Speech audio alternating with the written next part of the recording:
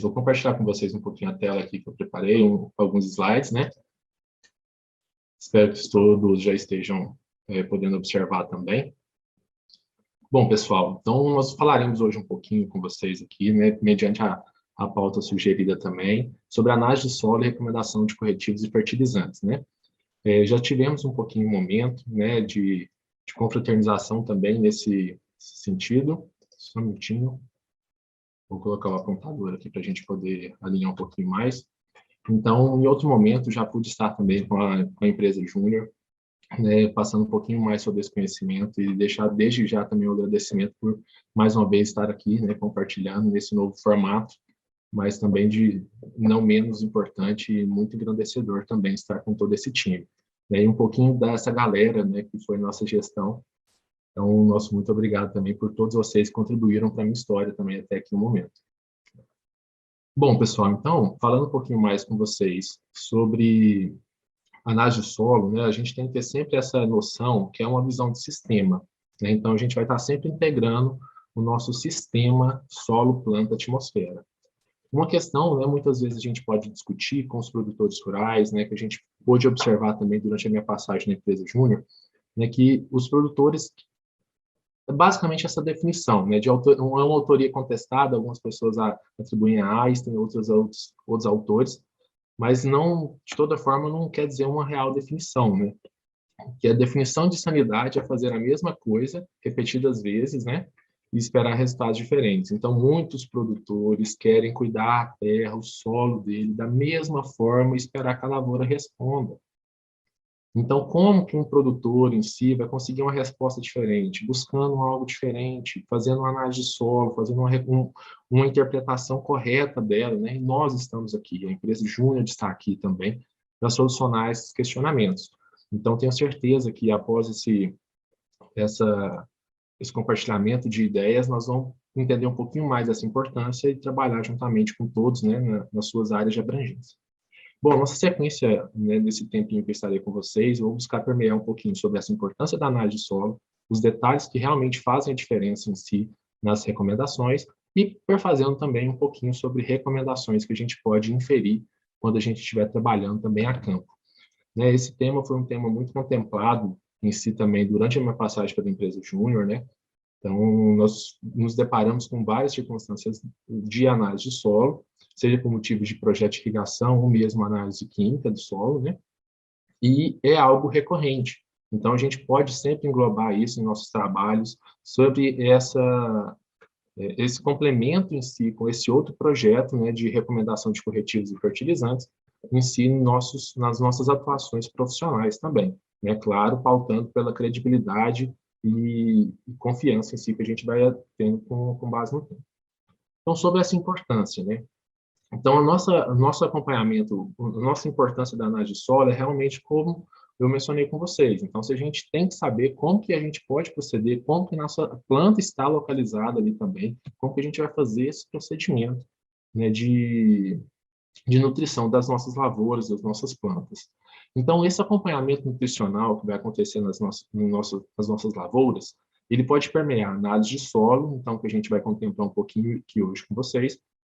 Então, essa é uma inferência que a gente vai proceder com base realmente como se fosse um raio-x, um exame de sangue que a gente vai fazer, ou a gente faz quando é solicitado pelos médicos, para a gente entender como que está a saúde do nosso solo, como que os nutrientes ele possuem. Quando a gente parte com análise física, né, eu creio que o Caio possa até contemplar um pouquinho hoje também com vocês, falando sobre irrigação. Então, quais são as características que a gente deve saber para a gente conseguir fazer um projeto de irrigação, para a gente manejar um projeto de irrigação? Então, tem as características físicas, químicas, microbiológicas. Então, tem várias contemplações que a gente pode fazer nesse âmbito da análise de solo. Análise foliar, né, grande parte das vezes, a gente pode fazer essa identificação coletando as amostras de folha e procedendo essa análise também para a gente verificar como está esse equilíbrio de nutrientes dentro da planta. Então, de igual maneira, né, nós vamos poder ter essa opção, nós não vamos contemplar aqui hoje um pouquinho, nós não vamos contemplar muito sobre ela aqui hoje, né, mas realmente tem essa opção. E tem também uma opção, de certa forma, similar, que é um diagnóstico visual de um bom profissional, softwares hoje de agricultura de precisão, sobre reconhecimento de imagem, e tem várias tecnologias surgindo por aí, despontando, para fazer essa interpretação, seja ela no âmbito em si, né, de nutrientes, de doenças, de pragas que estão acometendo a nossa lavoura. E também outra opção é se você tem um histórico da lavoura para você fazer essa inferência de como que acontece, como que está aquela disponibilidade de nutrientes. Ah, naquela área ali sempre dá problema de cálcio. Então, você já tem um certo respaldo para você fazer essa recomendação, para você buscar uma análise de solo com mais frequência, para você trabalhar um pouco mais precavido naquela situação, correto? Então, abordando um pouquinho mais sobre essa análise de solo. Quando a gente vai fazer uma recomendação, né, nós vamos fazer uma recomendação de adubação. Como que a gente tem que pensar? Né? Então, a gente tem que saber o que a planta vai requerer, menos o que o solo vai dispor, então, para nós, vai disponibilizar um fator de correção, né, algo que sintetiza, nem tudo o solo passa, nem tudo que a planta é possível absorver do solo. Então, a gente vai trabalhar um pouquinho sobre esse fator e como que a gente pode possibilitar esse acompanhamento do solo, mediante uma análise do solo, e aí está a sua importância para a gente fazer esse aspecto, esse âmbito em si do nosso contexto aqui hoje trabalhado. Bom, partindo um pouquinho mais sobre os detalhes, o que consiste, por exemplo, uma amostragem? Né? Esse é um detalhe muito importante, porque, por exemplo, se a gente não pode coletar todo aquele solo nosso e levar para o laboratório, para a gente ter um raio-x perfeito dele, saber tudo que existe, é inviável. Então, um detalhe que faz a grande diferença é realizar uma ótima amostragem de solo, porque se a gente não entra com uma amostragem, com uma amostra para ser interpretada no laboratório de uma maneira correta, realmente representativa, que possa representar aquele talhão, aquela gleba, aquele pedaço de terra nosso, da nossa fazenda. Então, quais respostas a gente vai ter? Vão ser dados, de certa forma, comprometidos, né, tendenciosos, então. Então, quando a gente parte para uma amostragem de solo, a gente tem que ter a ideia que um talhão, por exemplo, de 20 hectares, ele vai ter essa representação sua, por exemplo, de 40 milhões de decímetros cúbicos. Então, um talhão padrão de 20 centímetros de profundidade, por exemplo, né, por hectare. Então, quando a gente faz uma amostragem de solo, a gente coleta basicamente 15 decímetros cúbicos. E o que o laboratório vai analisar, grande vezes, é um cachimbinho de 10 centímetros cúbicos. Está aí a importância dessa amostragem em si. Então, a gente tem que sempre buscar ser o mais representativo nessa amostragem. Pessoal, qualquer dúvida, qualquer questionamento, podem anotando, podem fazer no chat, os meninos também vão passar, nós vamos ter um momentozinho também para tirar essas dúvidas sobre vocês. Então, podem anotando, podem ficando à vontade para tirar os questionamentos, sendo possível, responderei a todos vocês também, desde que eu saiba também, possa auxiliar vocês todos. Bom, e o que é um talhão? Né? Então, um talhão, isso é hoje, assim, grande parte das vezes, até contestado em muitas circunstâncias, né? De como que a gente pode proceder em si com essa divisão. Mas grande parte das vezes a gente pode utilizar do tipo de solo. Então, aqui é uma textura mais argilosa, aqui mais arenosa. Né? Então, tem mais areia, tem mais argila naquele talhão ali e nesse aqui. O PEI remanescente, que nós vamos discutir um pouquinho mais à frente, o que significa esse PEI remanescente. Então, é uma outra possibilidade. A cor, que geralmente está intimamente ligado com o teor de matéria orgânica naquele solo. Então, a gente, então aqui tem uma terra mais preta, aqui é uma terra mais amarela. Então, você pode fazer uma caracterização, uma separação visual e, posteriormente, fazendo os ajustes que você pode fazer. Podemos trabalhar com época de plantio, com as variedades, com o plantio anterior que foi colocado na área. Isso tudo pode representar talhões na propriedade. E como que a gente vai proceder, então? Né? O nosso apontador aqui, por exemplo, vocês se possam guiar por ele. Então, quando a gente vai fazer uma representação, uma amostragem correta da nossa propriedade, do nosso talhão, que a gente vai buscar essa análise de solo, né? Então, se a gente tem uma propriedade, essa divisão, a gente vai tratar todas essas áreas, fazer um pouquinho de coleta em cada pedacinho dessa fazenda e mandar para o laboratório de uma vez? Quão representativo a gente vai estar sendo em si para uma pastagem que está numa posição, para o cultivo de árvores que vão acontecer, com a lavoura. Então, a gente tem que ter isso em mente. Primeiramente, essa divisão dos talhões, com base em si, como aqui foi mostrado. Aqui é uma seção de árvores antigas, aqui é uma seção de árvores novas, uma pastagem mais plana, né? Uma pastagem que está ali num declive constante. Mudou o declive, teve uma alteração de cor, é a mesma característica? Aí cabe ao consultor em si fazer essa inferência de como pode proceder.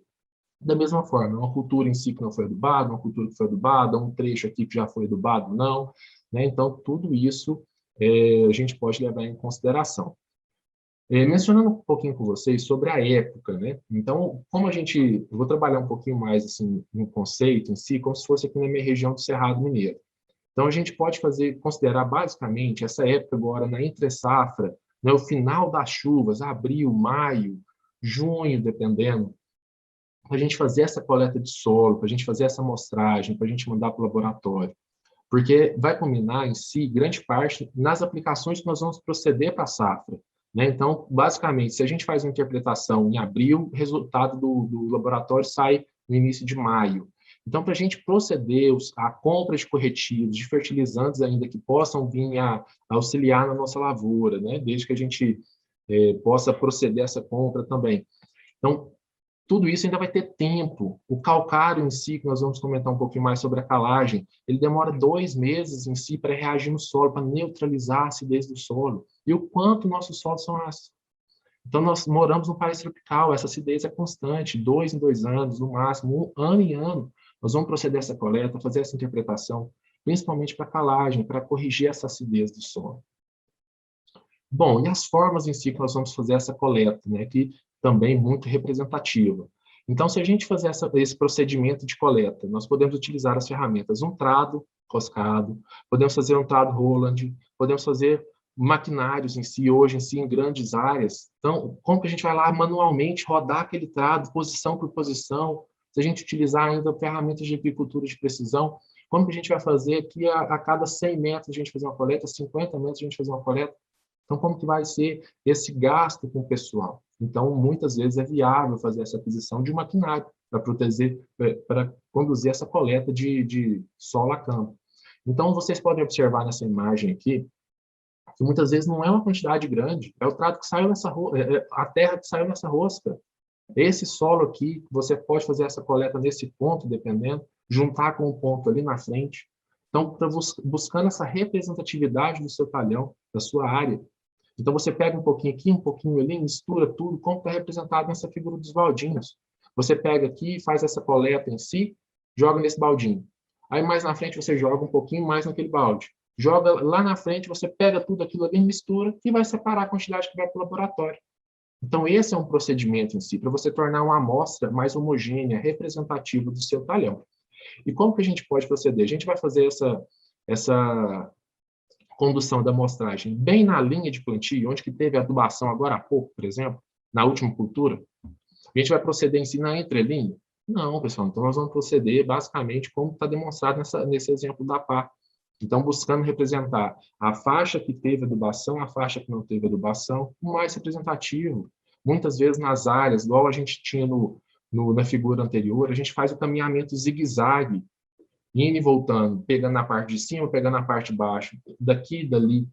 Isso, muitas vezes, é o essencial. Tem produtores que não fazem isso ainda, que não fazem uma boa amostragem de solo. Ah, vai ali naquela baixada ali, pega o solo lá e manda para esse laboratório. Ah, qualquer coisa que eles falam, ah, faz aí mesmo.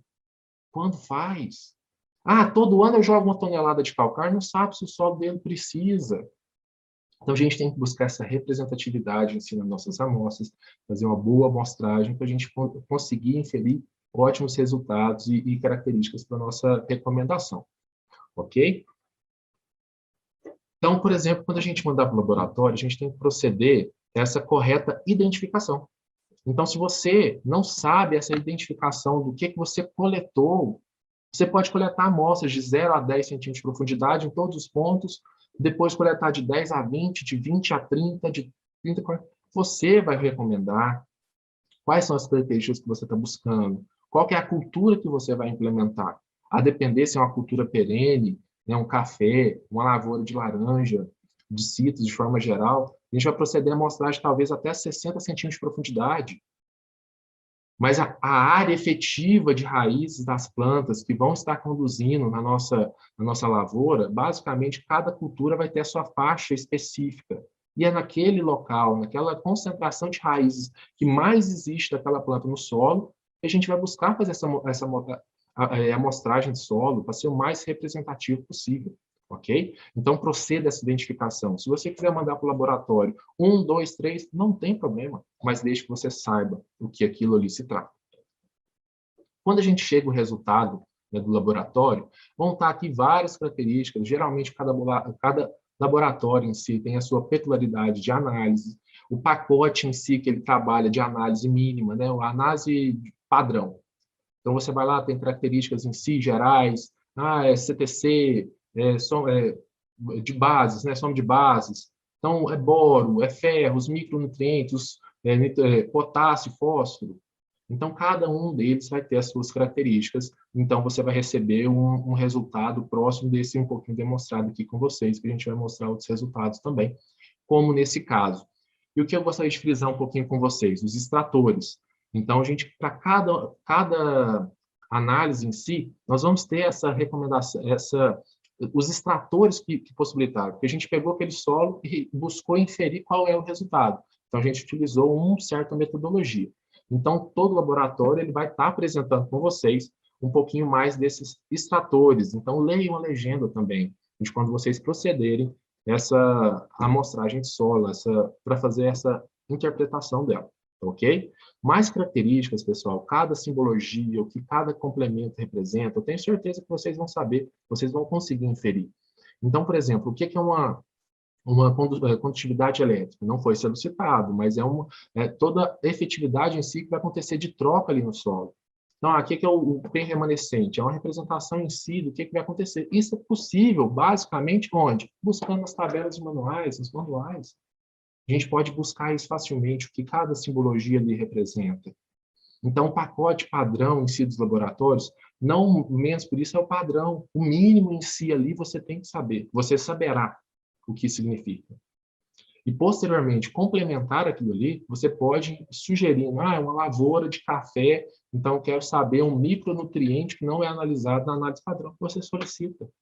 Você vai fazer uma lavoura de café para ficar ali 15 anos, 20 anos, a depender do caso, e vai, por R$ 20 na análise de solo, você não vai fazer para você saber realmente o que aquele solo seu possui, né? Então, muitas vezes é só a gente consultar, e são ótimas literaturas. O Boletim 100 é muito utilizado no estado de São Paulo, a atualização dele em si no Boletim 200, que traz novas culturas, novos plantios, novas recomendações. O milho que a gente plantava 10 anos atrás não é o mesmo milho de hoje. Qual é a recomendação em si de nutrientes para aquele milho?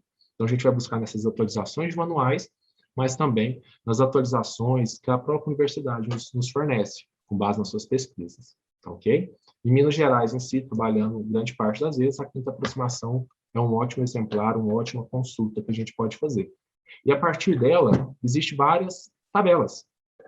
Então o ZN é o zinco disponível naquele solo. Se no resultado dela constar que eu tenho 0,8, ok, 0,8 é um nível baixo.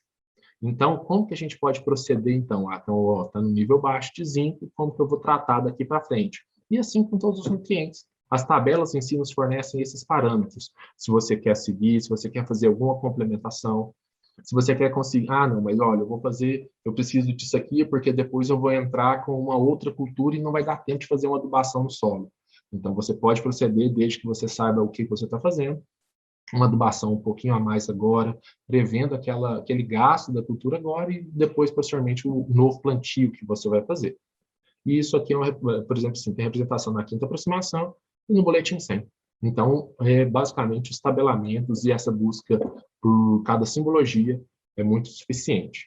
Mostrando um pouquinho do que é o P remanescente, né, como que a gente pode analisar essa argila do solo, essa qualidade do solo, a gente vai colocar, por exemplo, no laboratório, uma amostra de solo com uma solução padrão de características de fósforo aqui conhecida, fazer essa mistura e identificar em si quais são as características que aquele solo tem.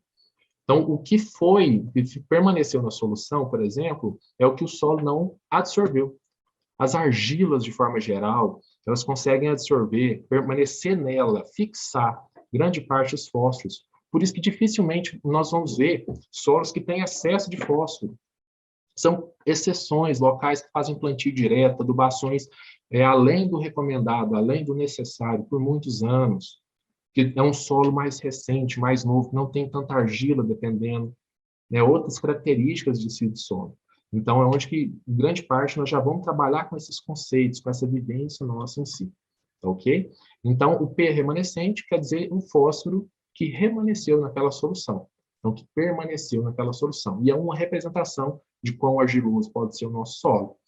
Então, como eu mencionei anteriormente, o P remanescente, né, sobre a nossa argila, por exemplo, se nós temos essas características de um solo jovem, então na solução vai permanecer um P remanescente mais alto. Enquanto um solo mais integrizado, principalmente o cerrado brasileiro, vai permanecer um valor mais próximo de zero. Então, é uma característica desse tipo de argila, desse solo que a gente vai estar trabalhando. Então, são solos mais arenosos, quando é um remanescente maior, com argila menos oxídicas, menos óxidos de ferro e alumínio. E o contrário em si também é válido. São solos com mais óxidos de ferro e alumínio, quando o P remanescente se torna mais próximo de zero. Então, o nosso solo tropical, de forma geral, ele é um solo muito tamponado. Então, ele tem uma certa resistência à mudança, justamente por essa absorção que acontece. Então, muito dessas argilas, essa característica das argilas, a gente vai proceder com vários pontos em cima das nossas adubações. Então, o solo nosso ele tem um poder tampão bem significativo, tá ok? Então, para a gente errar nele, fazer algo muito errado no nosso solo, por sorte nossa, é muito difícil. Bom, pessoal, então um pouquinho sobre esse P remanescente aqui no Cerrado Mineiro, como eu mencionei com vocês, um P remanescente de 12, enquanto em Manga, né, em Minas Gerais, um próximo de 50. Então, como eu mencionei, é uma característica do solo, nós vamos estar trabalhando, a gente pode inferir várias circunstâncias nesses solos. Sempre que a gente for fazer as recomendações, as interpretações, nós sempre ficar de olho nessas unidades. Então, essas conversões, principalmente metro por decímetro cúbico, é multiplicação e divisão por 100, né? Quer dizer, metro por decímetro, quando chegar em metro por decímetro cúbico, é multiplicar ou dividir por 1000. Simples assim, e isso faz uma grande diferença quando a gente vai trabalhar no solo. Porque 1 hectare na ciência do solo, ele é os 10 milímetros quadrados e 20 centímetros de profundidade. Então, a gente tem que ter essa noção do que nós vamos estar representando na nossa amostra. Bom, e aqui um pouquinho sobre as unidades que nós vamos trabalhar também, né, de centimol para milimol, de milimol carga por decímetro cúbico, nós vamos ter basicamente algumas situações que vão ser milimol ou centimol. Então, quando a gente vai trabalhar nas tabelas em si, muitas vezes pode ter em centimol ou milimol. Então, é só lembrar desse fator de conversão, que é 10, multiplicando ou dividindo, a depender do caso. Bom, sobre os nutrientes. O que são os nutrientes? Então, basicamente, nas plantas é a similaridade nossa. Nós temos o carboidrato, a proteína, os lipídios. Então, as plantas também possuem esses nutrientes. Então, elas requerem sim os nutrientes para elas, né? Então, o carbono, o oxigênio, o hidrogênio é abundante. A gente muitas vezes não preocupa com ele, às vezes é até negligenciado, porque é do processo metabólico, o gás carbônico da atmosfera, não vai ter limitação. Bom, os macronutrientes, então os que exigidos em maior quantidade, macro, precisa de mais.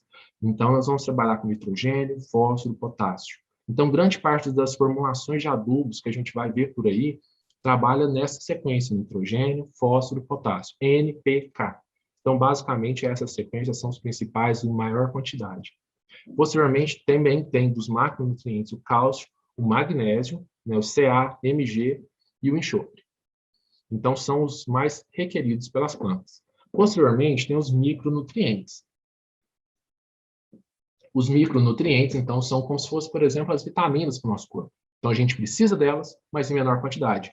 Então, são o molibdênio, o manganês, ferro, níquel, cobre, zinco e o cloro. São requeridos. Então, basicamente, perfazemos em 13 nutrientes e mais 3 elementos essenciais. Bom, então, como transformar, por exemplo, né, a unidade que a gente vê muitas vezes no potássio, no miligrama por decímetro cúbico, em si, para a gente conseguir inferir esse quilograma por hectare em si que a gente disponibiliza, multiplicando por 2. Simples assim, é uma coisa básica, muitas vezes a pessoa confunde unidades, mas multiplicando em si a unidade, por exemplo, de análise de potássio, basicamente a gente consegue multiplicar por 2. E de onde vem? De uma simples regra de 3. Então, a gente, mediante essas contas em si, multiplicando por 2 aquela referência que nós tivemos da análise, nós chegamos para o nosso solo, nosso dispomos em si de 154 quilos por hectare de potássio. Então, só multiplicar por 2 mais uma vez.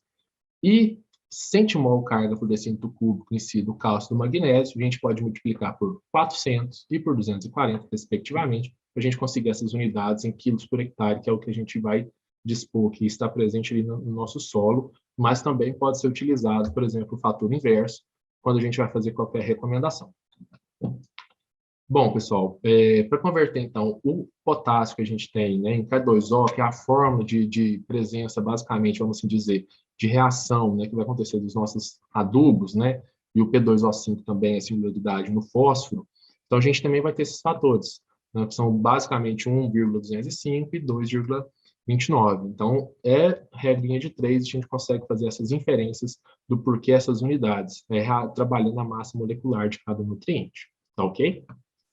Então, partindo um pouquinho para o âmbito das recomendações, né? Então, creio eu que vocês podem ter tido um pouquinho dessa inferência, né? De como que a gente pode coletar essa amostra, fazer uma certa recomendação, uma certa interpretação do que possui o nosso solo, como que a gente vai trabalhar, quais são as deficiências, fazendo uso das tabelas, como mencionei com vocês, né?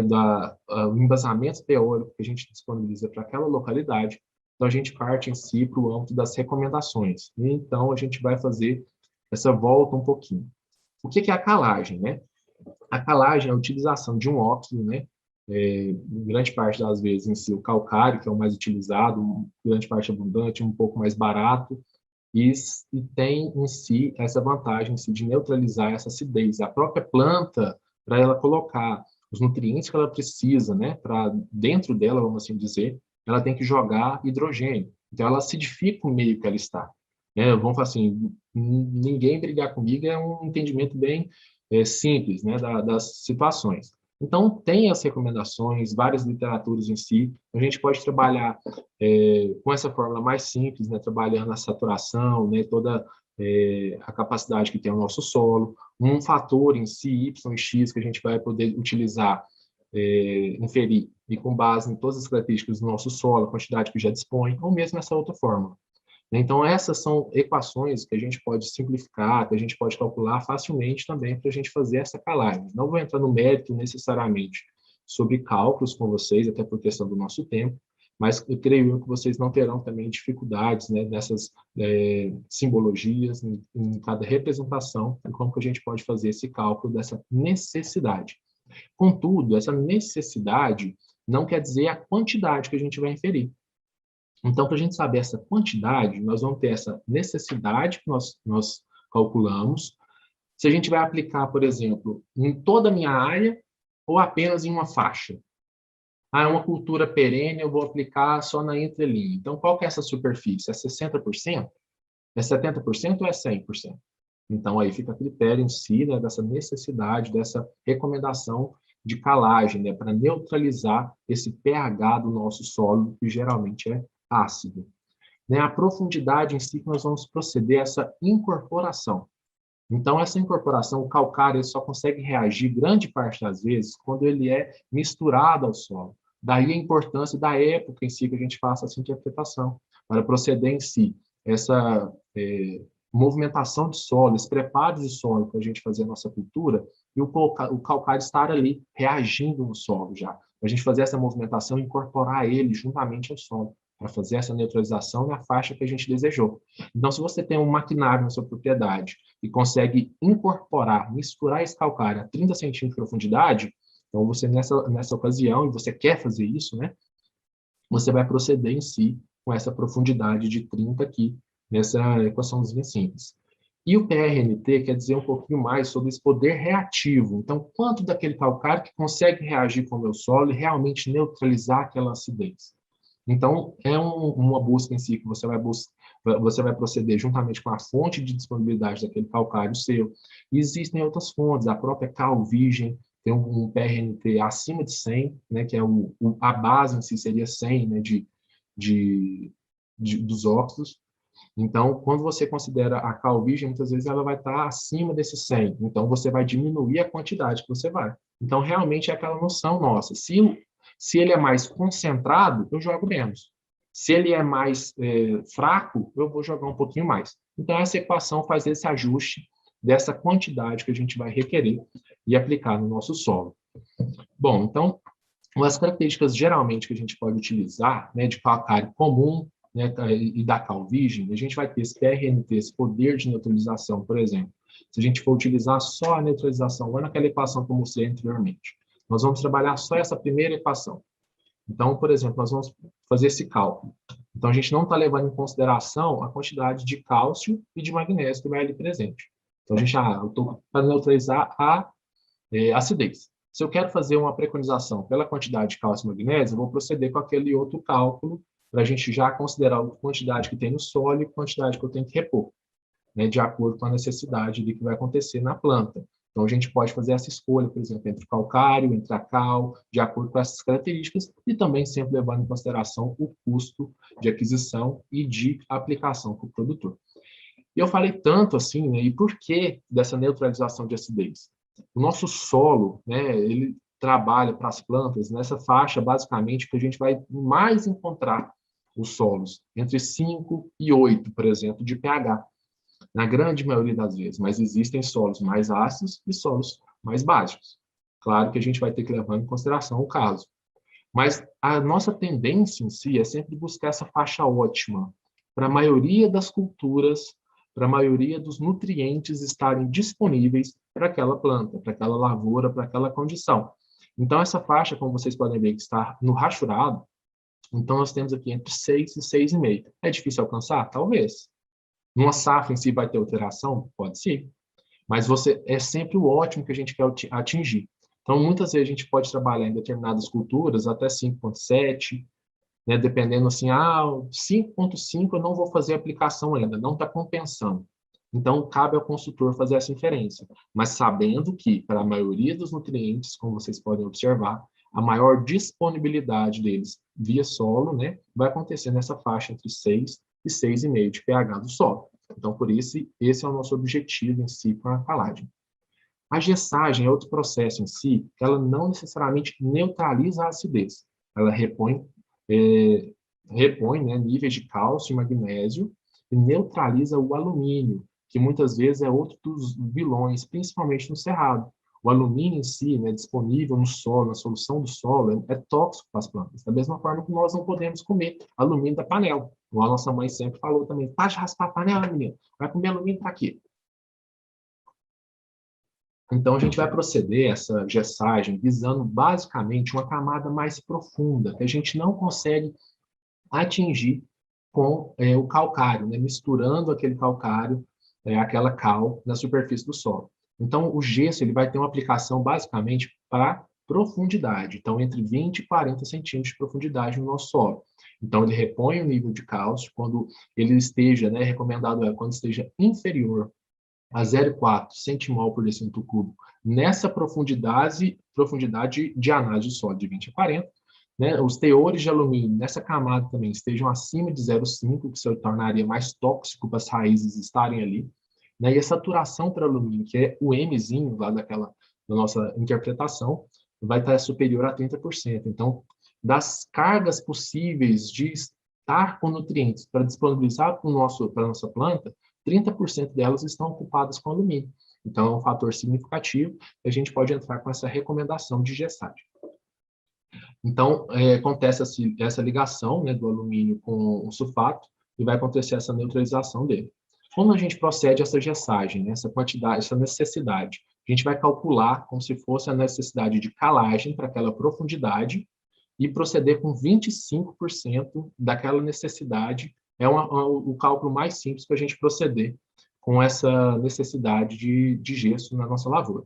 E aqui está a sua importância também, né? Então, vários trabalhos mostram esse mesmo aspecto, né? De quando a gente possibilita, né, essa gessagem na área, então, por isso é tão importante, a gente consegue aprofundar as raízes do solo, né? E vendo também essa quantidade de cálcio e magnésio que vai estar disponível também no nosso solo, quando a gente procede, né, com o gesso, com a aplicação de gesso, níveis maiores de cálcio e magnésio, que são nutrientes para as plantas. Então, a gente vai conseguir proceder e neutralizar esse alumínio em profundidade e repor os nutrientes também para aquele nosso solo.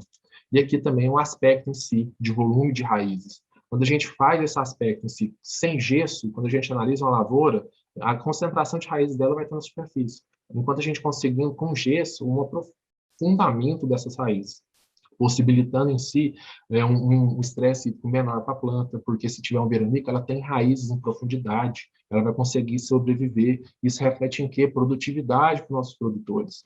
Então, daí a importância, daí esse aspecto, recomendando sempre, quando atendido aqueles parâmetros, e calculando dessa forma simples, a necessidade de calagem, você calcula ela, necessidade de calagem para profundidade de 20 a 40, e recomenda 1/4 dessa quantidade, ok? Então, as recomendações em si, né, nós vamos partir, grande parte em si, dos próprios boletins, das nossas próprias recomendações e arquivos. Né? Então, na nossa análise de 0 a 20, nós vamos fazer essa interpretação da quantidade que vai ter de cada nutriente, potássio, cálcio, magnésio, e verificar os tabelamentos que vão estar presentes nas nossas recomendações. E também a gente captando, por exemplo, essas análises de 20 a 40, como que vai estar essa saúde do nosso solo nessa profundidade de 20 a 40. Mas, Thiago, eu posso captar, então, de 20 a 40, de 0 a 20, e depois no mesmo buraco fazer de 20 a 40? Pode, isso é recomendado. Trabalho simples ali, né? Então, você faz as duas coletas, por exemplo, no mesmo ponto que você parou para coletar, tá ok? E a interpretação. Então, a gente parte em si para as tabelas, como eu mencionei com vocês. O carbono, a matéria orgânica do nosso solo, principalmente os níveis em si dos solos tropicais nossos. Geralmente vai estar aqui, nessa faixa de 2, 3, né? Onde que o produtor tem essa atenção especial, ele vai conseguir níveis ótimos. Matéria orgânica é vida. Matéria orgânica, ela permanece com água no solo, ela repõe nutrientes, disponibiliza nutrientes, em uma infinidade de circunstâncias que a matéria orgânica é importante. Então, a gente tem que sempre buscar essa manutenção de uma palhada, buscar a incorporação de matéria orgânica, adubos orgânicos no nosso solo, justamente visando essa permanência de qualidade, ok? E então essas tabelas vão nos fornecer parâmetros, né, de acidez, de CTC efetiva, que é o Tzinho, CTC quando estiver neutralizado, que é o 7. Então, é o máximo, por exemplo, que a gente vai atingir, a CTC no pH 7, é o Tzão. Então, a gente vai estar aqui, o nosso solo vai estar com 6, nosso solo tem 6, mas agora o Tzinho dele está 4, então a gente tem essa possibilidade entre 6 e 4, do que a gente pode interpretar, recomendar para aquele produtor. Então, as tabelas nos possibilitam esses parâmetros, tá ok? Então, a gente, a partir das tabelas, nós vamos proceder a essas interpretações e recomendações. Quando a gente parte em si, só beber uma aguinha, das particularidades da cultura, então, quando a gente pega um plantio de milho, então tá lá nas tabelas recomendações para o milho também. O V, né? A gente necessita do nosso solo. Então, o que é o V? A gente volta aqui, por exemplo, é a nossa soma, saturação por bases. Qual que é a disponibilidade que a gente tem de saturação por base? Para o milho, recomendo 150, 60. Na tabela atual agora, atualizou entre 60 e 70, porque é uma espécie diferente e tudo mais. Ótimo, você tem essa informação. A relação cálcio-magnésio, basicamente, nós vamos buscar ela superior ou igual a 3 para 1. 3 cálcios na quantidade para 1 magnésio. Então, se a gente volta aqui rapidinho naquela análise que a gente tinha aqui, nós vamos ver que está um pouquinho diferente. Nós temos 1,3 de cálcio para 0,3 de magnésio. Então, a gente tem que possibilitar essa reposição de cálcio também para o nosso solo. E o que grande parte das vezes resolve esse problema? Calcário, a calagem, tá ok? Então, a gente possibilitar essa relação 3 para 1. E na interpretação, o que a gente tem que sempre levar em consideração em si? Fósforo, que vai ter que considerar essa adsorção que vai acontecer no nosso solo, né? A interpretação em si do enxofre, quando a gente vai fazer esse procedimento, e a interpretação de micronutrientes. Todos esses parâmetros tabelados, a gente consegue fazer essa inferência de produtividade que a gente quer alcançar, ou a quantidade que o nosso solo vai dispor para a gente buscar essa complementação via adubação, essa recomendação, tá ok? Então, quando a gente vai fazer essa recomendação para o milho em si, uma disponibilidade que a gente quer fazer por produtividade. Então, eu quero produzir acima de 8 toneladas por hectare. Então, eu preciso jogar, por exemplo, preciso ter de nitrogênio no plantio entre 10 e 20. De fósforo em si, 120 disponível a dose em si que nós vamos fazer essa aplicação. Cobertura, 140 quilos por hectare. E agora eu falo uma questão. Se a gente, hoje em si, trabalha com produtividade de 190 hectares, 190 sacos por hectare, 11 mil quilos, essa recomendação acima de 8, aplicar 140 quilos por hectare de IM, está correta? Então, a gente, como consultor, tem que fazer essa noção. Hoje nós temos cada vez produtividades maiores, tecnologias, grãos, né, sementes cada vez melhores para se plantar.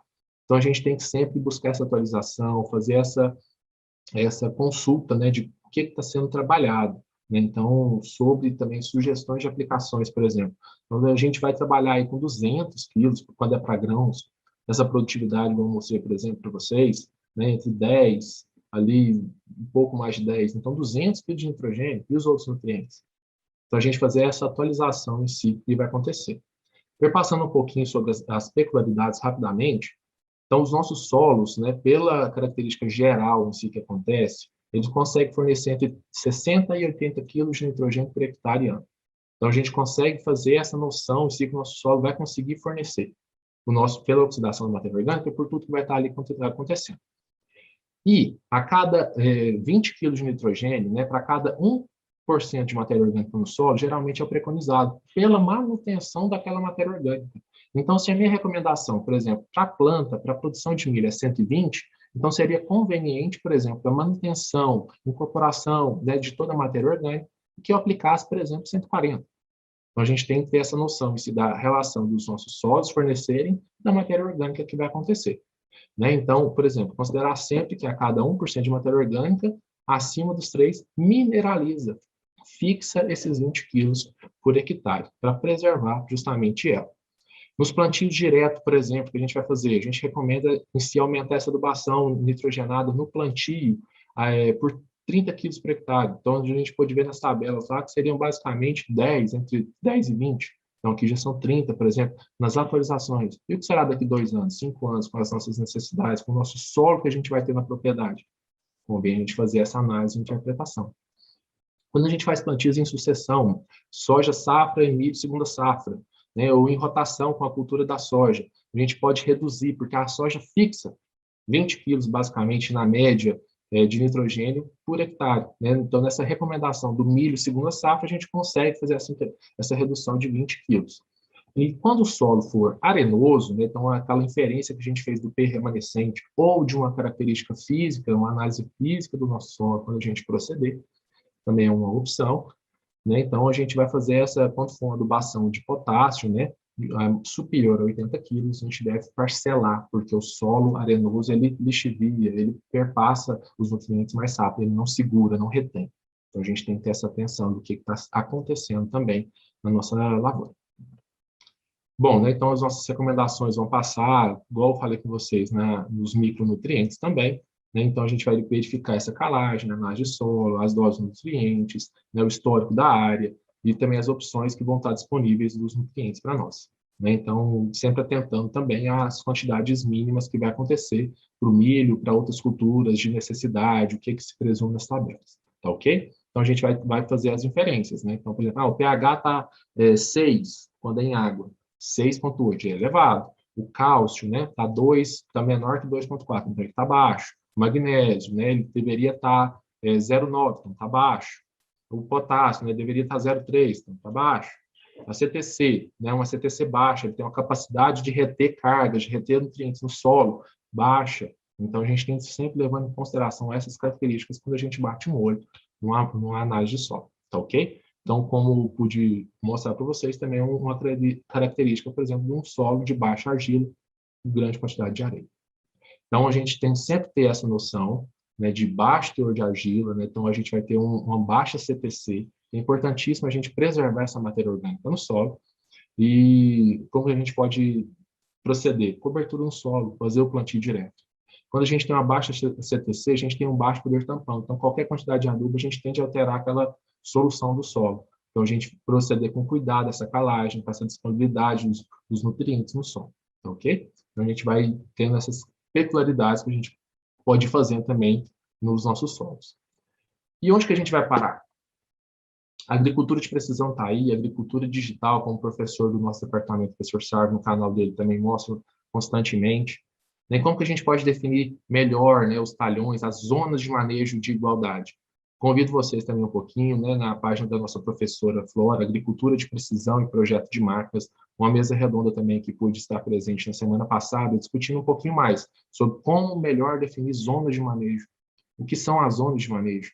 Então, tudo isso são as tecnologias que despontam, mas muitos produtores ainda vêm pecando no básico, que é fazer uma boa amostragem e conduzir uma boa interpretação dela. Tá ok, pessoal? Então, tem várias tecnologias, várias atualizações que podem ir ocorrendo. Muito obrigado a vocês, desejo grande sucesso, né, também com o tema, que posso ter elucidado um pouquinho mais com vocês, né, sobre as características, sobre como proceder uma análise de solo, né, e também estarei à disposição para perguntas, né, e demais contatos que vocês queiram solucionar também. Tá ok, pessoal? Agradeço muito a atenção.